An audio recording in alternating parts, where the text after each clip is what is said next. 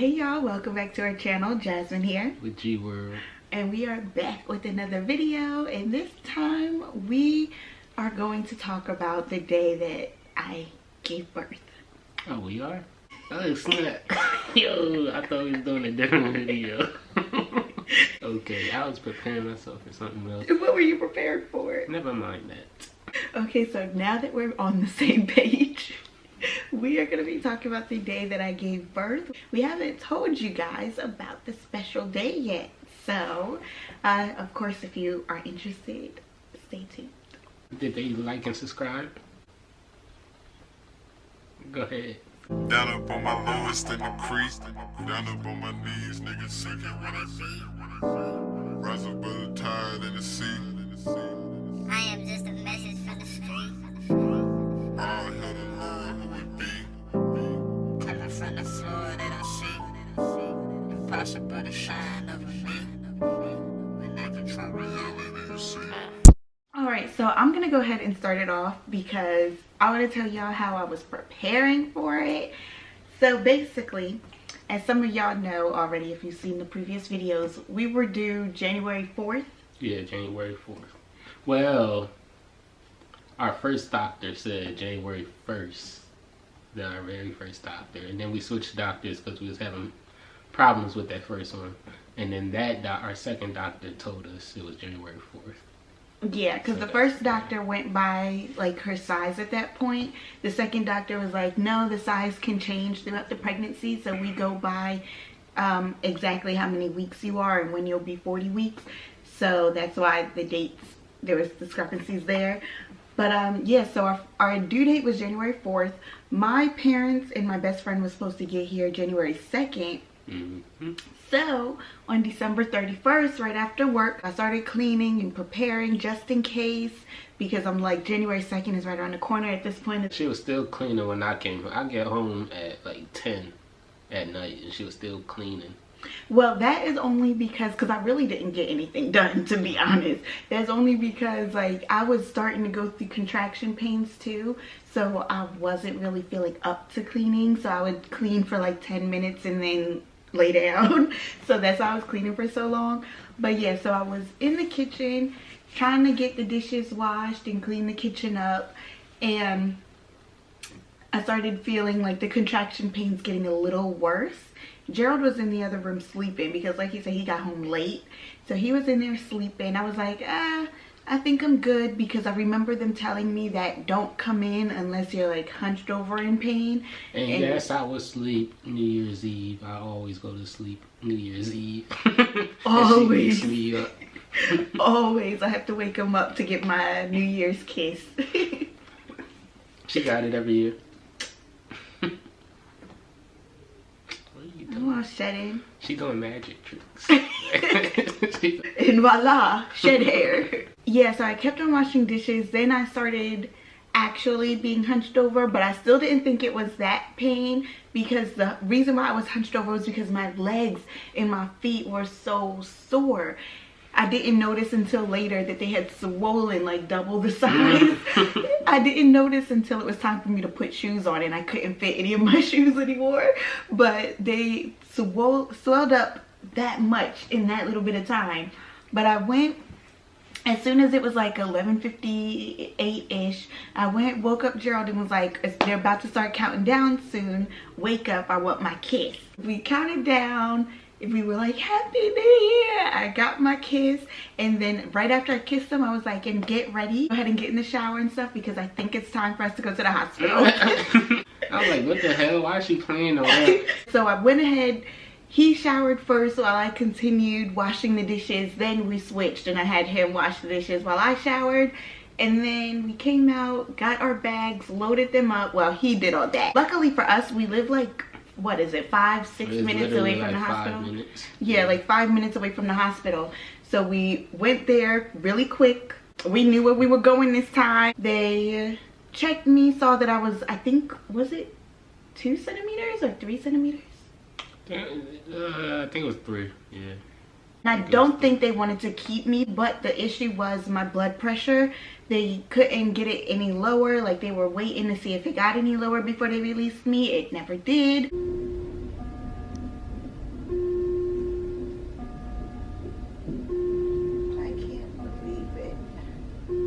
That drawing was jumping. So then they did a urine test, said that they found some, I think it's protein. Marijuana. Say that. I think it was protein, don't quote me, but they said that they found some protein in my urine, so they wanted to do a blood test just to make sure that I didn't have like something wrong with my blood pressure, and that's what took forever. So when they finally came, they did the blood test. Test results came back, found out that I did have preeclampsia, so that's when they decided to keep me and induce me. But yes, they ended up giving me Pitocin. It took a while. It took a minute for me to actually feel those kind of pains. Like, I felt the contractions. I guess those were Braxton Hicks, because when the real contractions came, I knew the difference. Okay. Like, it wasn't the little baby kicks you was feeling. It was horrendous, you guys. It was so bad. And then they had to hurry up and check me because I was in so much pain. They thought I was further along. I was only 4 centimeters when they checked me, and I was crying like that. And they told me I was like, look, we got a long way to go. They told me that the anesthesiologist that would be giving me my epidural, he wouldn't be there for like another hour and a half, 2 hours. So already I'm in this pain, and I'm thinking that I'm gonna have to endure even longer. I kind of lost it mentally. My baby's in pain right now, but she's real close. We're just waiting for the doctor for her epidural.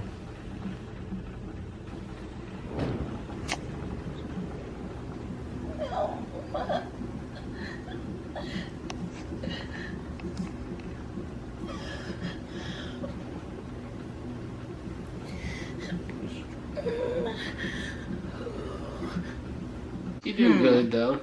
You're doing good. Thank you, babe. Thanks. I'm a little warrior. You was just crying. But yeah, you wasn't like complaining or like, oh, give me my epidural. Where is this nigga at? You wasn't doing that. Like. But yeah, I wasn't doing too much just because I heard from my mom in particular that the pushing can bruise your cervix, I think. So when if I'm crying and screaming, then that is kind of doing the pushing for me, and I didn't want to bruise my cervix or anything.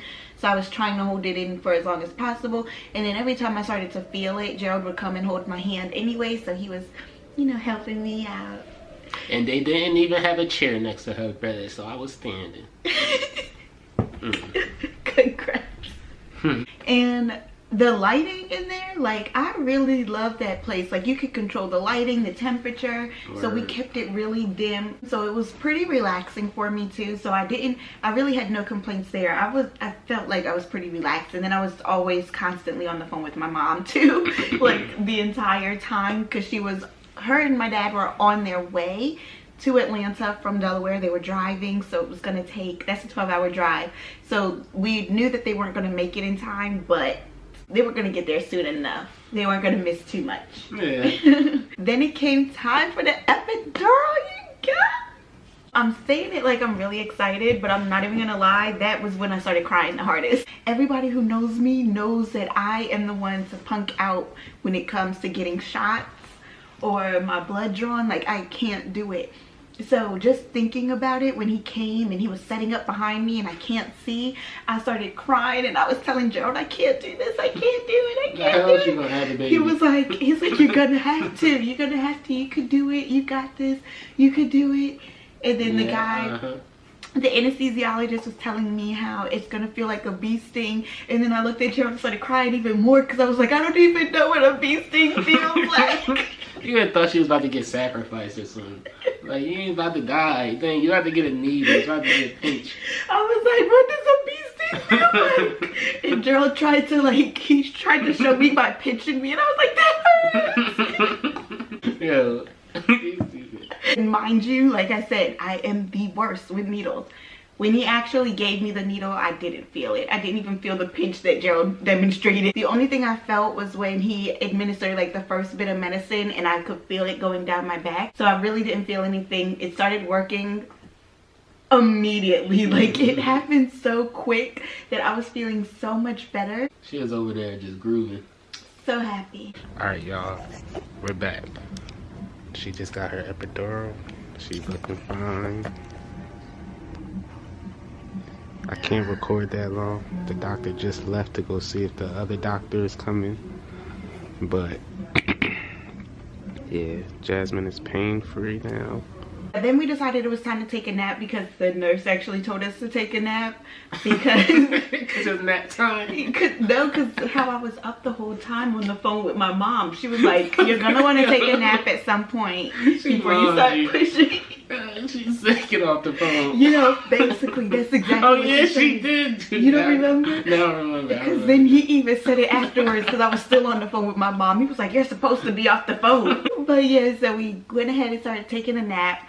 While I was sleeping though, I started feeling pressure and I was like, what in the world is going on? I thought it was just like regular pressure, the contractions that you feel, because from what I've heard, a lot of people when they have the epidural, they still feel pressure like that when they're having the contraction, just don't feel the pain of it. So I thought that's what was going on because I didn't feel the pressure at all when they first gave it to me. So I'm like, maybe I'm starting to feel it now. Like 2 seconds went by and it got worse, and then 2 more seconds and it was horrendous. Like, it happened so quick. It was so painful. It was worse than before I even got the epidural. So I tried to press the button on the epidural to give me the medicine because it's like attached to a button that you press to keep getting more put into you. So I did that. Nothing worked. I pressed it again. It didn't work. I pressed it one more time. Didn't feel anything. Overdose. No, because the nurse told me it stops you if you're going to overdose. So that's how I was like, I was hitting it over and over. Nothing happened. And Gerald was asleep. He had his headphones on. He said nothing was playing so he could hear me. But I was screaming for him and he couldn't hear me, you guys. I had to start throwing stuff at him. I don't know how many times I said it was low. Something was playing, but it was low, and then like not low enough to hear me. And when she was so caught screaming, she was. When he got up, we pressed the button for the nurse. The nurse came in, checked where the epidural was, and saw that it was soaked. No, you saw that it was soaking wet, and you told the nurse. You told me to check. I remember now, because you was like, see if it came out or something. Because I went and had just thought to just look. And then you lift up, and then I seen that it was wet, and I was like, yeah, it's not even, I don't even think it was in you. And we're talking about the epidural catheter, like the catheter that they put in so that the epidural medication can go into you. And so it was soaking wet on my back, which made sense why all the times I pressed the button I didn't feel anything. It was because it was just... it was going to her back. It was going to the pillow on my back. Okay, the camera cut off, so hopefully... we're back on track. I was in pain at that point, and they checked me. I was 8 centimeters dilated. 8 centimeters. That's a lot. I was really close because, you know, you have to be 10 to start pushing. So I was really, really close. That's why I was in so much pain compared to the first time. And at that point, I started getting really scared because I was thinking he's going to have to do the whole epidural process again. And... we're gonna have to wait for him, and maybe he's not gonna get back in time for me to get it before I have to start pushing. I was so scared, thinking that I was going to have to do it naturally. So I was like trying to prep myself for that, but he ended up coming like speed of light because he heard how much in pain I was. So he came, he gave me fentanyl. Yeah, he gave me fentanyl so that I could have something to relieve me right then and there. He like fixed the epidural. But unfortunately, I wasn't able to use it because of how I pressed the button so many times. It locked us out, and there was no way to go around it at that point because it was thinking, oh, if she hits it one more time, she's going to overdose, not knowing that it wasn't going in me at all. So it locked us out. I couldn't use the epidural. I had to just rely on the fentanyl because it said it was going to be an hour before I could use the epidural again. But the fentanyl did work too. Like... except it just also had me cloudy up here. It wasn't just like a thing where it made my body feel numb. Like, it made me really feel high. It felt good. I'm not even gonna lie. If y'all wondering what I was doing the whole time through this, breakfast. Holding my hand. Holding her hands, going out for rubbing my breakfast. hair. Coming back, holding her hands, rubbing her hair. Getting going the out food. lunch. Going out for lunch. Coming back, doing the same thing. Going to sleep. He was sleeping a lot. I was? Yes. Yeah, I was sleeping. Hey, y'all. Oh. But yeah, so then it came time to push. I did not know, first of all, how exhausting that pushing would be, because I was not expecting to be pushing for so long. I didn't know people do that. But it didn't even seem that long for me. When like going through that process. It seemed like it was like real quick. Did it? Because it felt like that to me too, until like the end when I felt how exhausted I was. Then I was like, okay, I could feel that hour. And what I loved, which I didn't think I would like, and I thought if they asked me I would opt out of it, was they put a big mirror in front of us so that I could see. And so we were really excited. We went ahead, pushed her out, got her out. I had my parents, my mom and dad on the phone with us during the process, which I'm really glad that they got to be part of it too. Yep. And then you want to take over? Basically, when she first came out, they handed her to me. I cut the umbilical cord, and then they took over to this like little area that we had in the room, and they try to I guess it's like a light test or like reaction testing. I was so sad, but yeah, after that they was like, we're gonna have to take her in to NICU overnight just to like run some tests on her. At this time, Jasmine was bawling, like, because we left I think that was like, yeah, like I didn't get the skin to skin. I didn't get to hold her. They had her wrapped up and they brought her over and said, kiss mommy, and like basically just put her in my face like that and left. I didn't get to really see her and know what she looked like to be able to tell her apart from other babies. Basically, we got to the NICU. Once we get in there, she had her own little room and everything, and then another doctor came in, another nurse came in, and she basically just tried to do the test by herself just to like see if Shiloh would react. She ended up like passing. The nurse told me that she's gonna have to spend the night in the NICU, and then the doctor in the morning was gonna let us know if we could like take her in the room with us. So I had to break that news to Jasmine on FaceTime, and she was like crying like a little baby. You would have thought I had like 2 babies that day. Shut up! You can just tell a mom that her baby isn't coming back. I know, to her. I felt for her, but I was trying to calm her down, let her know that they just making sure that our baby is perfect, and I'm right here with her, blah blah blah. Say that. But I yeah, don't want to hear any of it. Yeah, she really wanted me to pick the baby up out of the NICU, take her back to the room, and like show her to her. Duh. But I'm like, look, they're gonna let us come and see her whenever we want to see her, and yeah, so. And the reason why that didn't even satisfy me was because the nurses on my end were telling me that I couldn't go see her until the epidural wore off, because I was like a fall risk. Even in the wheelchair, like to the whole getting in and out of the wheelchair, I was a risk to fall. Hi, baby. You want to be with daddy? You want to be with daddy? I think she smells my milk. She thinks she's supposed to be eating right now. But yeah, so.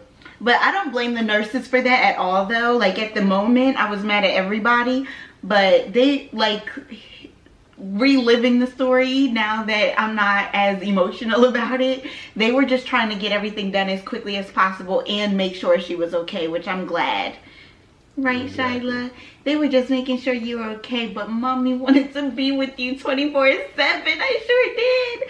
The first night that they actually gave her to us, she slept in my arms because I could not put her down. Like, yeah. I did not want to let her go. We skipping the part. Like, that night that she went into the NICU, like, we almost spent, like the whole night in there. And they say the only thing is, like, they'll let you be able to come in. Like, there's no specific hours when it's the parents. They'll let you come in whenever. You just can't go to sleep in there. So I was falling asleep and would hurry up and try to wake myself up before they noticed. Because I'm like, I'm not leaving my baby.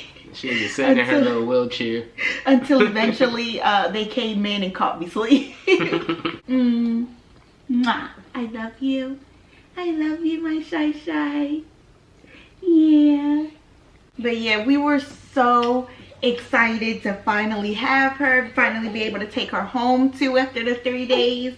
We just, she was just such a blessing. She is such a blessing, guys. Oh, my beautiful baby. You have no idea the stuff we went through to have your beautiful self. Oh, and then I also just want to throw out there too, because I forgot to mention, for people who do remember that I was sick the entire pregnancy and throwing up constantly, as soon as I had her, I threw up one more time and that was it. Then I was like all better, like I felt brand new. Like it was so crazy. It was literally just during the pregnancy that I felt that way. So anybody who is experiencing that, you know that there's an end date. You're not going to feel like that forever. And even the only reason I threw up at the very end after pushing her was because of I was able to drink water while I was pushing. I know some people aren't because of that reason, of the risk of throwing up, but I was able to, and I'm thankful that my doctor let me, because my throat was still super dry. I can't imagine how it would have been if I didn't have any water or ice. But yeah, and so it was just me throwing that up afterwards. But that was the very last time that I threw up since, and I am very thankful for it. And I am so very thankful for these two. And thank you for having my baby. I love you. I love you more. No, you don't. I love you too. I love you more. But I love you more, my precious girl. and I love you. Don't forget to like, comment, and of course subscribe if you haven't already. We'll be trying to do more videos. We know with the quarantine, people think it should be easy for us to do these videos, but it is kind of hard to stay motivated during this time. So for people who are also feeling that way, we see you. Okay.